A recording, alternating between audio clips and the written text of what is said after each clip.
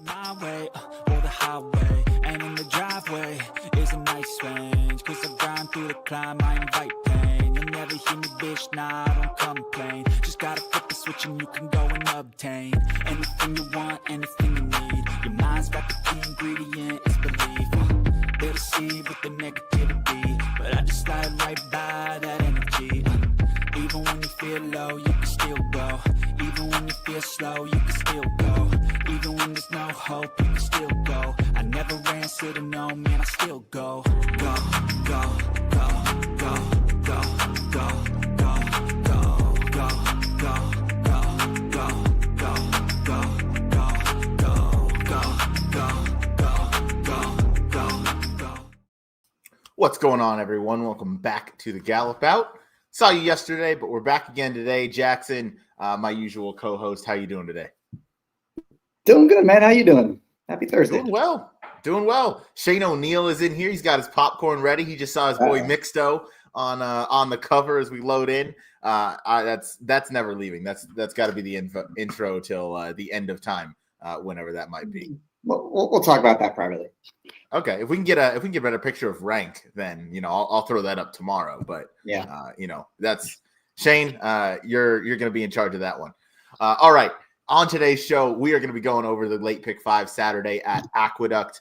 Jackson, we were going to cover Saturday at Del Mar, but they have canceled their racing card. However, you and I will be back tonight on HHH to do Pacific Horse Players with Noah Maher, our host, as we go over the late pick 5 for tomorrow, Friday, the 14th of November. We're going to go through their late pick 5 sequence. Should be a good one. I'm excited to dive into that, talk about that with you guys, and then get on site tomorrow and talk about it again with the man Kurt Hoover. So today, though, simulcast over here. Nice. Yeah, but I almost like these shows better because these shows are with you. And we get to have a good old time. And if I'm drinking, I don't get fired. So all positives all around. Anyway, we're already off the rails. Late pick 5 at Aqueduct. I thought it was a pretty good sequence. Yesterday, you, myself, and Mikey P from In the Money went through the late pick 6 at Churchill Downs for Claiming Crown weekend. That was a really competitive sequence. We don't have the, back-to-back 14-horse fields, but I did think that there are some prices that we can find in here. And on top of that, we have a grade 3 and a listed stakes, both on the grass, as 4 of the 5 races in this sequence are going to be on the turf. Yeah, I thought the sequence might be a little more chalky, at least in the one we covered for Churchill this weekend. That looks completely impossible, but I thought this one had a chance, especially in a couple specific races where the chalks look like they'll be pretty tough. But there are some contenders that are gonna have their chance to take them down. So it's gonna be a fun sequence to talk about. No doubt. We'll dive right on into it. We're going to go race number 6 to kick us off. We're going 6 furlongs on the outer turf. State bred allowance, non-winners of 1 other than company. Picks going up on the screen. I went 4-5. Jackson went 10-8. Jackson, that's going to be a theme of today. We only agree on 1 top pick and I think 1 second choice. Everything else is different. So that's a good sequence in my eyes. But we're going to start with you. We're going to go to one last knock, number 10, Kerry Bryan, Kendrick Carmouche. You picked this one on top. Yeah, it's probably a good thing, right? We'll have plenty to talk about if we're thinking about different horses in this sequence. I looked through this field, and the more and more I looked through these other horses, I kept coming back to this horse. What is the knock on one last knock? I guess the post.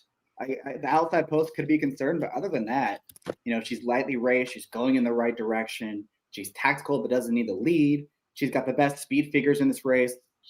Getting Kendrick Carmouche back aboard again. She just beat a lot of these same horses. I have a tough time picking someone else in this race at 5-2. I think 5-2 is a very, very fair price. I think she wins much more than that if they ran this race 100 times. I just think that last race was really good. She chased Silsby home, who was a big, big favorite. No shame in being second best to that horse. Those two are well clear of everyone else.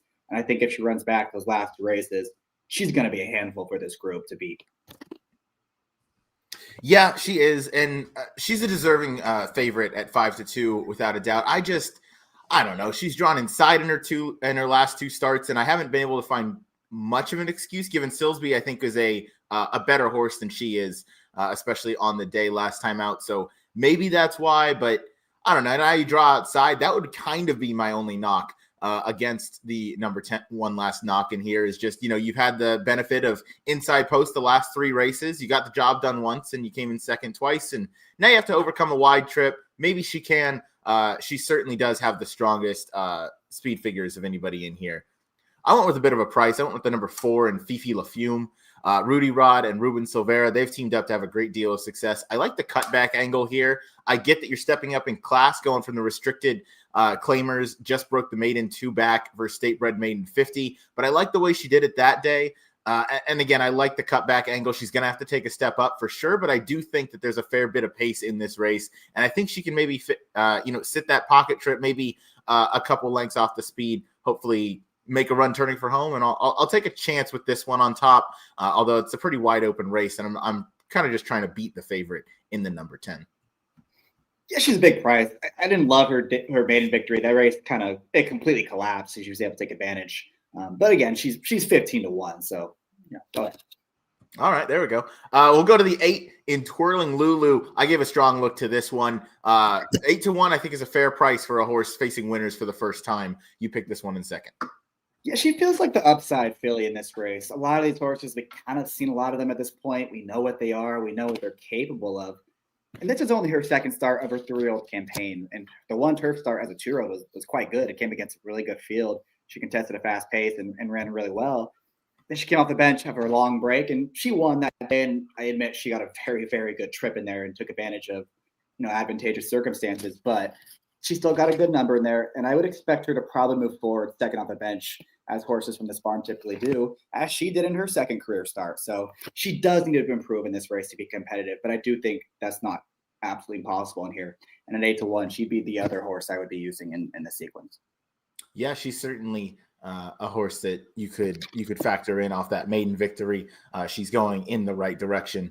One of the last ones we'll talk about is number 5, Long-Legged Queen. Obviously, Hope Savachi is back in the saddle. He was unseated today. I haven't seen an update, but obviously hope he's okay. So hope we get to see him back sooner rather than later. But either way, Long-Legged Queen. I like that last victory again, coming from off the pace, kind of a theme with my picks in this race, just because there seems to be a good deal of early pace in here. You have the number 8 Twirling for Lulu. Well, as we go through the pace scenario, the number 3 Alpine Giant is not slow. The Rail Runner and Artistic Success has had speed going a little bit longer, but seems to do her best running up front. So I'm hopeful, especially with the number 7 Royal Event getting blinkers on. That one can be quick. No Factor has some early speed, kind of. But either way, it's always tough to try and guess when pace is going to show up in New York in turf races. But I'm going to take a chance here. I think Long-Legged Queen off the back of that last victory is going the right way. I hope we get to see Sihan, I forgot his first name, Savachi back in the saddle come Saturday. But either way, this one off that last victory, I'm going to take him right back, or take her right back. That didn't take long for me to mess up a horse. I don't have a beer with me, though. Otherwise, I'd drink. But regardless, that last effort, I like it. It was over this turf course, over the outer, going the 6 furlongs. I think stepping back against State Bred, she's going to kind of meet her friends, and she's another one coming from off the pace that I want to give a strong look to. 4-5 for me, 10-8 for Jackson. Jackson, before we move on, the number 9, it's Flavien Prat at 6-1. Are we dumb for not including this one anywhere? No, look, she's going to be way over bet just because it's Pratt and it's Maker. She's never run a turf sprint race that makes her competitive in here. Like her best turf sprint was the June 26th race, and that was a race where half the field took up down the backside, and she was kind of the one that recovered the quickest and took advantage of that to finish third. I don't need her based on any of her turf sprint form. I'm with you. I think she's much, much better going longer. She got away at 19-1 over summer at Saratoga with Flavien Prat aboard. But yeah, the sprint efforts don't exactly enthuse off the speed figures that we've seen. Yeah, they're very slow. So I'm with you. I just wanted to point it out because it's not every day you see Prat at 6-1. But we'll wrap up race number 6. I'm going 4-5. Jackson going 10-8. Forgot to mention this, but please head on over to inthemoneypodcast.com to check out all their excellent content, including content from yours truly and the gentleman below me, Jackson Muniz. We're going to be doing some more work within the money, and we are now with In the Money. So that's where you can view this podcast and this recording after we're done being live on my YouTube at the Gallop Out. Obviously, check out In the Money on X or YouTube if you haven't done so already. All right, race number 7. It's the Grade 3 Jockey Club Oaks. We're going 1 mile and 3/8, and we got some big hitters in here in that 3-year-old division. I'm going 5. Excuse me, I'm going 5-7. Jackson, you're going 4-7. We'll start the conversation with Fionn. Fionn raced last time, and we'll talk about Laurelyn as well, who is the number 7 in here. Laurelyn, actually, let's start with her. She's the morning line favorite, and she was undefeated going into that last effort in the QE2 Cup at Keeneland, where she finished second to a very nice horse in Lush Lips for Brendan Walsh.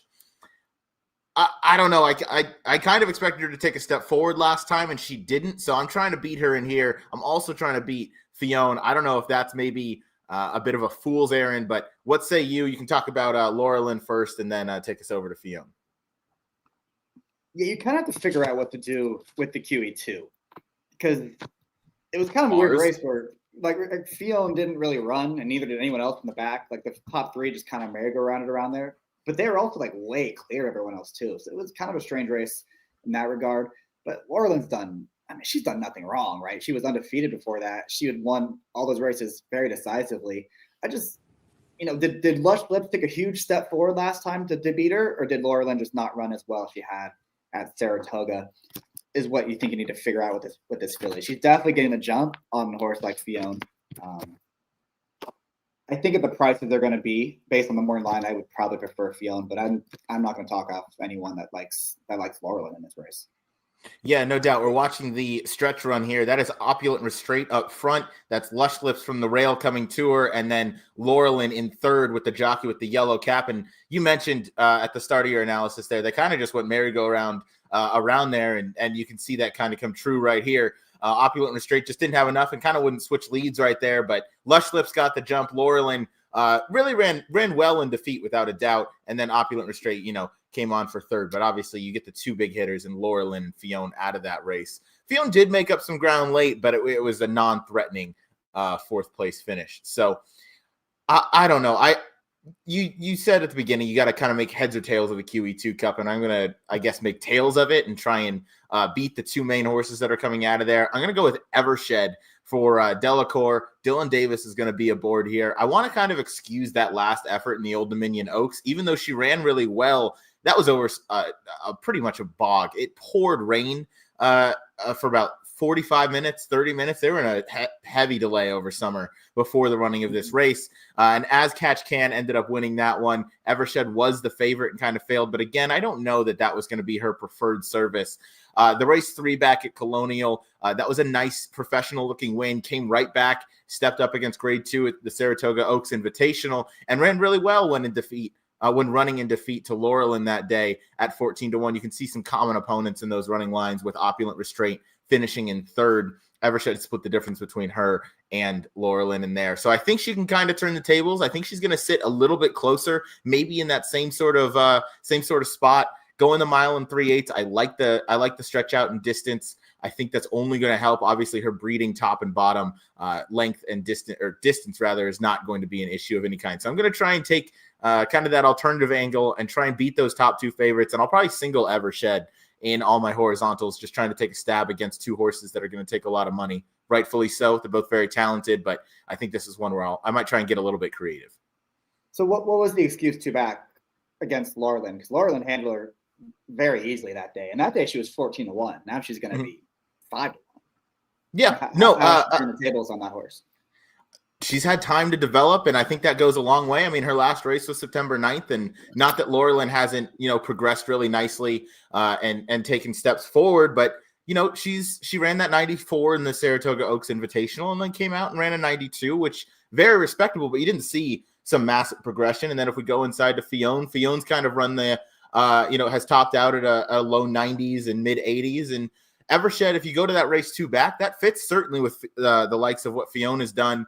Has to take a step up to turn the tables on Laurelyn, but with having some time off, and you're going to get what is going to be a square price, because I think Laurelyn's certainly going to be the clear favorite, and I'd say Fionn a clear second choice. You're going to get around that 5-1 on Evershed, and I think that's fair to take for a 3-year-old filly we haven't seen since the late summer. We're now approaching the middle of November. I think that's a lot of time for these 3-year-old fillies to mature and grow up a little bit, and I think if she gets back to that effort 2 back, I think and takes a step forward even. which would be necessary. I think she can turn the tables because she had a good steady, progression going from her debut race, going 5.5 through the Saratoga Oaks Invitational, and then maybe took a step back in the Old Dominion. But again, with that soft going, I'm willing to kind of excuse that. We'll keep things moving. If if you don't have any other horses you want to talk about in here, well, I'll just talk about Fiona because we. My bad. Go ahead. I think with her, I am most confident that she does want to go the 11 furlongs because that is something we haven't talked about yet. This race is 11 furlongs. The QE2 was 9. And I do think that is a big difference because she ran really well at Kentucky Downs. And I know that was a race that the field all kind of came together going in the final quarter mile. There was like 9 horses spread across the track at one point. But those top 2 ran away from everyone else, which gives me confidence that this is what she wants to do. She is going to get better with more distance. And look, you got to be forgiving of the QE2 if you would like her in this spot because she didn't run that great. But I do think there might be a little bit more speed sign on in here. And again, at the prices that she is going to be versus Laurelin, I do think I prefer Fiona in this spot. And I would assume Pratt is going to try to put her into the race a little bit more than he did at Keeneland. She was so far back in that race. I think he'll probably get more of a trip that we saw at Saratoga over the summer when she was stalking Nitrogen and ran that filly down because she was pretty close that day against Nitrogen. So I would imagine that would be the tactics in this race. I would imagine that you're correct there. We're watching the race right now. The number 7 is Fiona with the 12 Candy Quest to her outside. Yeah, you can see that they drew clear the rest after making that kind of wide move. They didn't go super quick in there. And again, that was, so they came home in good fashion, in good order to, get all that done. You also had here for a good time coming out of that same race, but I don't know that she's going to be a huge factor in this one. I'm with you. I do think Pratt needs to get this one involved a little bit early. I do think the blinkers off move is maybe a little bit curious. I mean, I'm not going to say that I can make a decision better than Brad Cox because he's certainly doing pretty well this meet up in New York. But regardless, I do think blinkers off for a horse that also hasn't shown any early speed, maybe a little bit of a concern. I don't know that you're going to get a huge pace scenario, but I'm with you. I think Fiona and Laurelin are very clearly the 2 horses to beat in here off that very consistent form for these 3-year-olds. And, they've done very little wrong, but I'm going to try and take a stab against with another 3-year-old filly that I've had my eye on. So race 7, I'm going 5-7. Jackson's going 4-7 for our audio listeners in the grade 3 Jockey Club Oaks. We're going to go now to race number 8. It's the only dirt race we get to talk about today. We're going 6.5 for state bred allowance, non-winners of 1 other than company. I'm going 4-1. Jackson is going 7-2. Jackson, we're going to start with Skytown for Adelphi Racing Club. I wonder if our buddy Howard Kravitz owns a piece of this horse. First time gelding got your top billing in here. Yeah, we'll get to the favorite in this race, who I think is way the horse to beat. I do think Skytown is the alternative, though, in this spot. And it kind of goes back to the case I made for the 8 horse in the first leg. This is a gelding not a first-time gelding that was running numbers as a 2-year-old and as an early season 3-year-old that aren't that far off from what it's going to take to win this thing. And now he's had plenty of time. He's had the whole summer to grow up, to get better, and it won't be surprising if he's able to jump up a few points. I do like that he's speedy enough.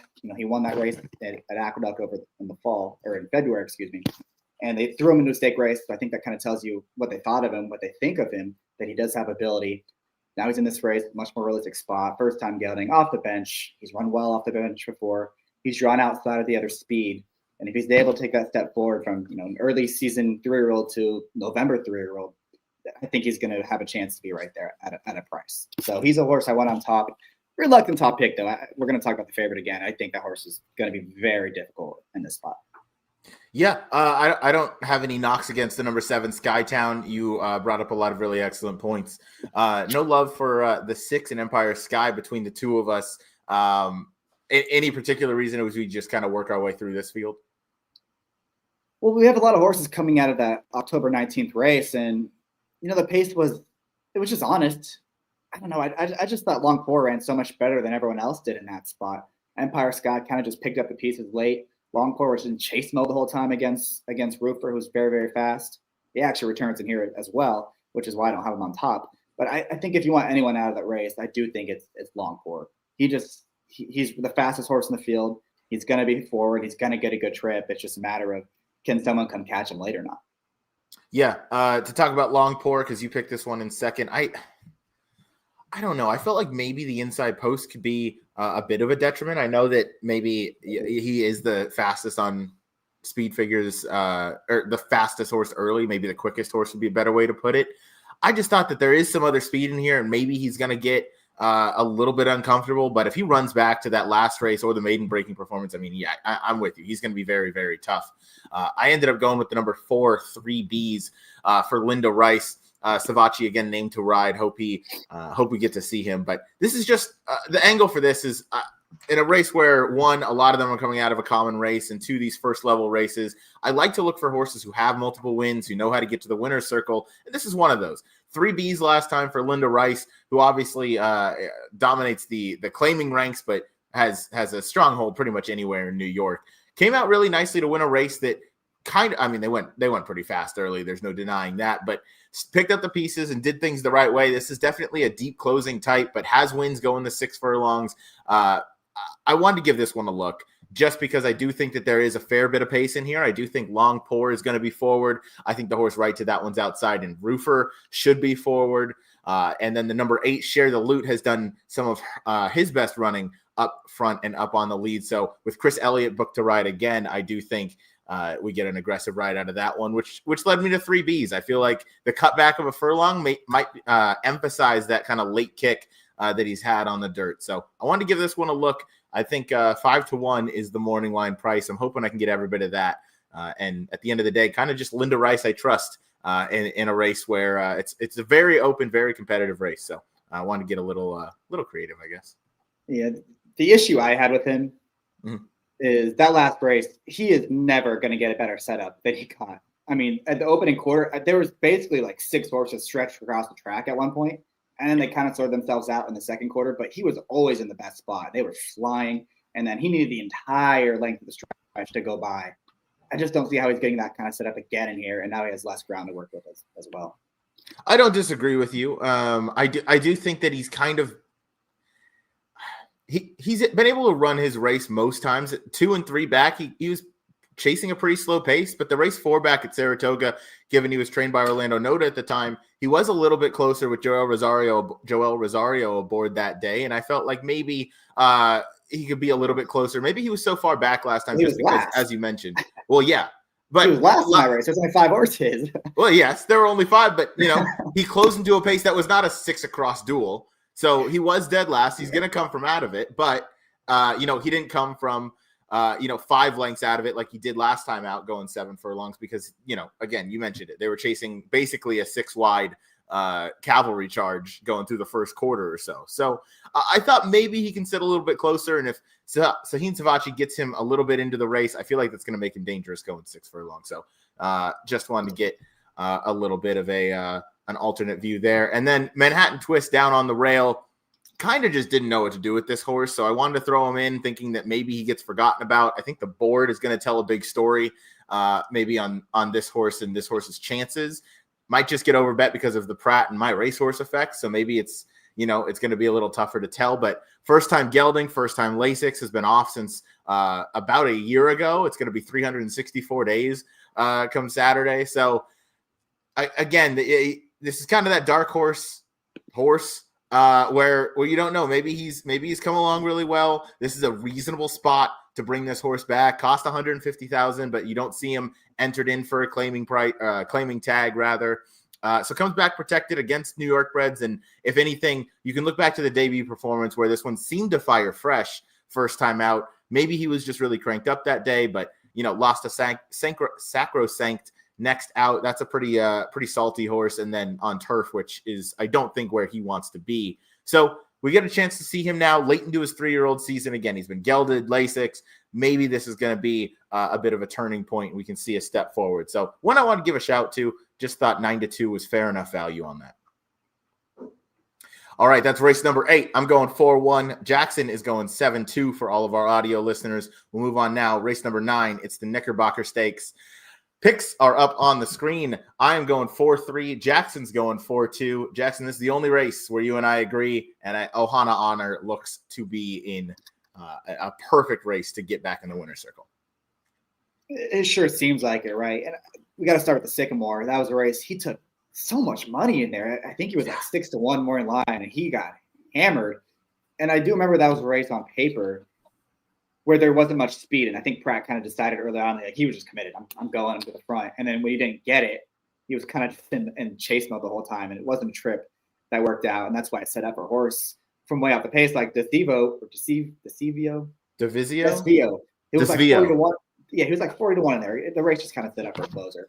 So probably just wasn't his day. He actually still ran okay to finish fourth in not a great trip.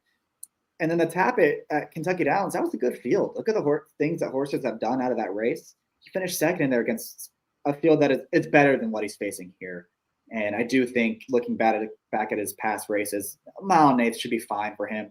He's the fastest horse in the race. There's supposed to be some speed in front of him. I just think if he shows up with one of his better efforts, he's supposed to win this race. He is supposed to win this race. Yeah, you mentioned, you nailed it right on the head. I really have very little to add. That Sycamore, though, weirdly run race. Utah Beach was on the lead for most of that race. I don't think I've ever seen that horse up front. That was a mess, especially for somebody who singled that horse. I was so confused when I saw him up there early. But either way, Ohana Honor was up close and did maintain a good pace towards the end. I do think the cutback is going to help him. I think, he's not necessarily a horse that has shown an abundance of speed or needed to, as was the case in the Tappet Stakes where he came from a little farther out of it.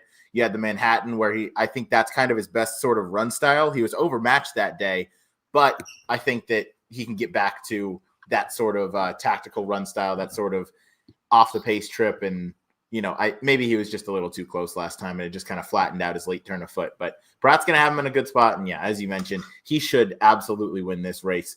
He is a deserving favorite. You're going to spice things up in the Exacta, going Fuerteventura underneath. If I could speak, that'd be great. What do you like about this one to round out the Exacta? I just thought he was a little interesting off that last race. That was the claiming crown day they had at New York. I forget what they called it, but they had their own version of the claiming crown races. And that was another trip I just didn't think was great. He didn't make the front, but he was forcing the issue in between horses. Got a tiny little breather on the turn, then he took on the pace setter, put that horse away, and just got caught late by horses that all came from off the pace. And that was a race I thought was maybe a little bit better than it looks. He's run numbers. After the favorite, I think this race is wide open. I don't like Trickery at all. I've seen enough of him. I don't like the 7. I think the horse is a little overrated.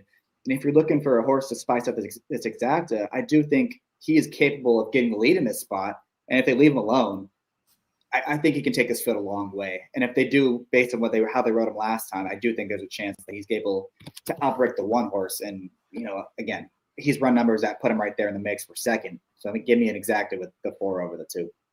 I like it. And hey, last time out, lost to a horse named Risk Manager, who I know you're against this horse in the Churchill races, but is going to be on the nightcap at the Churchill Downs card. That's a heavy lean for myself. Mikey P, who was on our show yesterday, also liked that horse. Going to be the number 3 in the finale at Churchill Downs this Saturday in a race that we covered. So and in terms of running lines, you got to like that. So I don't hate the shout on Fuerteventura whatsoever. I did go with the horse that you're a little bit sick of. I'm probably not going to play any vertical bets in here, but Tricari's a horse that I've always liked this horse, but this horse is not exactly loved to get his picture taken recently. Hasn't exactly gone on as a 4-year-old, but it still runs hard and still tries. So I'm hoping second off the bench for Graham Motion, getting out to that the 1.8 mile distance, which I do think fits him.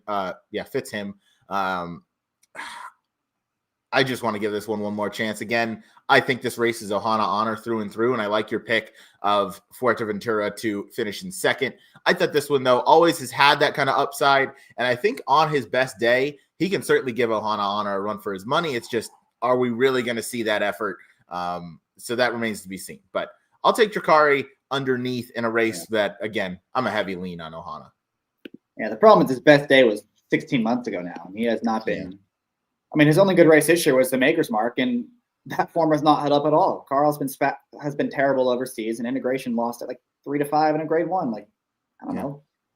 How did he not get second last time? He should have gotten second in there. He didn't even go that Yeah. strong quality. Yeah, he probably should have. Activist investing, good horse, strong quality. I think Tricari probably should have, without a doubt, gone by. I'm going to hope for second off the layoff. Maybe we see a bit of a step forward, but yeah, I'm with you. I'm going to go ahead and lean heavily on Ohana Honor. We'll wrap up race 9-1. Oh, yeah. Did you look at the 6 horse at all, Signator? I thought he was maybe a tiny bit interesting, too. That race 2 back suddenly looks a lot better after Wolfie's down and goes ran a 1 of 10 or 110, whatever it was last weekend. Yeah, I looked at this horse. Let's see 98, I guess, is what they gave him. Does that look right? Really? Yeah, 90. I guess. I The thought it was higher. It was like a 113, I think. It was way different. Way different. The time form was huge. Anyway, no, I didn't look at this horse, and that's just because anytime a trainer as good as Shug McGahee is lets his horses go for a claiming tag, he's a pretty hard trainer to improve a horse off of, and that's nothing against this new trainer. Panagiotis? I don't know. That's nothing against him. It's just it's hard to take a horse and improve them off of Shug McGahee, and he's had plenty of runs over the turf course going this distance and around this distance. So I don't know. Maybe the blinkers on gets him a little bit sharper. If he's a huge overlay and we get 12, 14, 15 to 1, yeah, I can play him underneath. But I don't know. Even with that form of Wolfie's Dynaghost, I don't really think that he's one I'm going to take coming back. What about you? Yeah, he'd be just an underneath type for me. But even the last, I know he got claimed last time, but he got claimed for 100,000. It wasn't like he was in for 30. And they took lucky downs, and that was a race that he closed in a slow pace against a good horse. I think there are things to like about him. I agree with you though. Ohana Honor is supposed to win. I would more use him in second and third for the verticals. Yeah, I don't hate that. That's a good shot there. All right, we'll wrap up race number 9. I'm going 4-3. Jackson's going 4-2 in the co-feature, the Knickerbocker Stakes. We'll move on now. Race 10. It's a maiden race on the grass. They're going a mile and a 16th. 2-year-old fillies. Picks are up. I'm going 12-6. Jackson going 4-9. Once again, we are completely off in all of our opinions. But hey, that's more horses to talk about, more opinions to share. So Jackson, we'll start with you, the number 4, Abigail. Yeah, this is the filly that it doesn't say in the comment lines, but she had a lot of trouble. If you watch that replay, she was broke on the outside post, and then she just did not. I don't know if she got bumped or if she just didn't take the turn well, but she got out in the first turn, lost a lot of ground early, then kind of came back to the field. It was just a weird trip that she goes on the backside, she drops out of it again, she's wide again in the far turn, but she finished up really nicely. She galloped out really well. I think she had the second fastest closing kick in that race. I think it was probably just an educational run there because now they get what is historically the barn's go-to rider in Rosario to climb aboard for her second career start. It just seems like a filly that is going to take a big step forward second time out because now she's drawn inside. And, as we're going to see, it's coming up right now. But I do think the number she got in that race is pretty competitive against what the favorites have done in here. So if we do see that step forward, I think she's dangerous. As we see right here, I couldn't tell if she got knocked off stride or she just didn't take the turn well. But she lost some ground right there, kind of had to rush back up to get into contention. And then, she was just wide on the second turn as well. And I do think it was a good educational run. So I'm expecting her to improve. She's 8-1 in the morning line. In a race like this, it seems wide open. I think that's a very fair price. I don't disagree. She was very wide in that start last time out on both turns.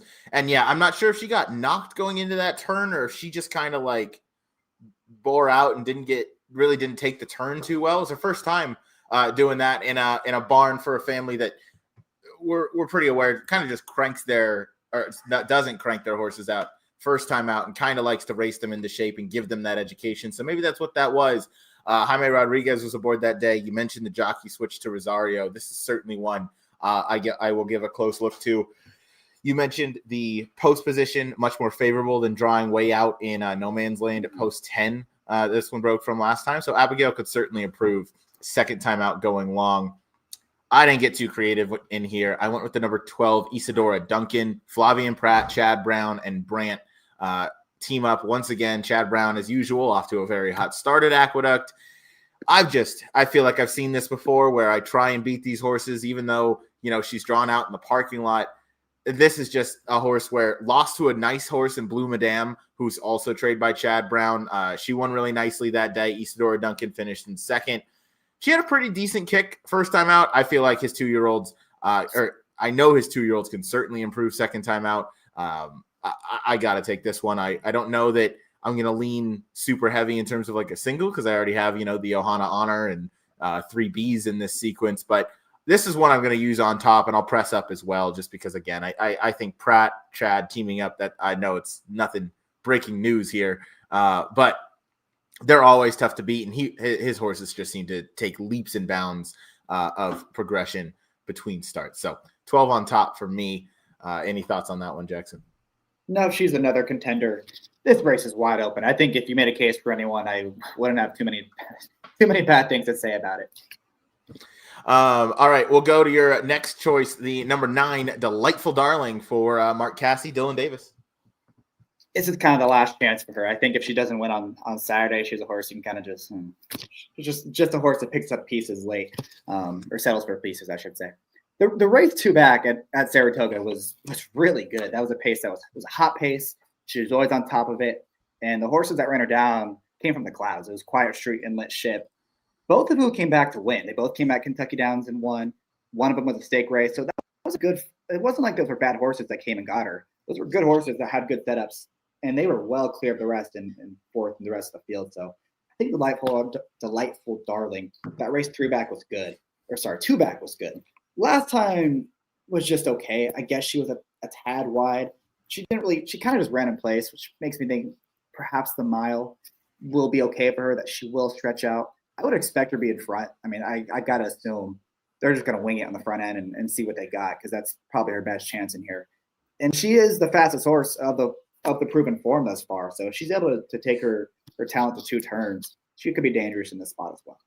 She definitely can. And I was going through her breeding. She's half to multiple winners, multiple turf route winners as well. And obviously the top side Flame Away does turf very well, whether it's sprints or routes for his progeny, about 13-14% as we saw. You mentioned quickest early. Dylan Davis should get this horse out to the front. There's not a whole lot of other early gas, certainly not in terms of 21 and change speed that this horse has been close to, or 22 and change speed that this horse is pretty much on the lead for. So I'm with you. Should get out there and just kind of see how far they can go. Maybe that bottom side Bernardini influence maybe hints to going longer, so maybe that will be the hint. Has plenty of foundation with those 4 sprints as well. So stretch out 9-2, not too bad.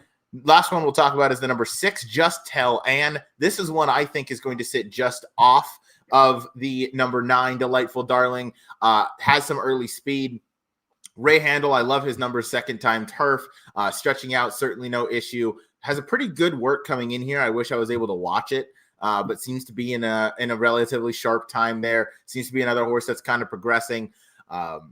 Constitution on top, Into Mischief on the bottom side, so clearly 2 turns I think is going to be the answer. Hope Kendrick gets this one into some early position and sees if he can kind of get first jump on any of those deep closers in here. Comes out of the same race as a couple of others in here, but I want to take Just Tell Ann. 6-1 was more than fair in my eyes. Yeah, I would have had her third. She never got covered up last time. She was always like 3 wide pressing the whole race. I think that race was probably better than it looked, and the debut was pretty good too on the dirt.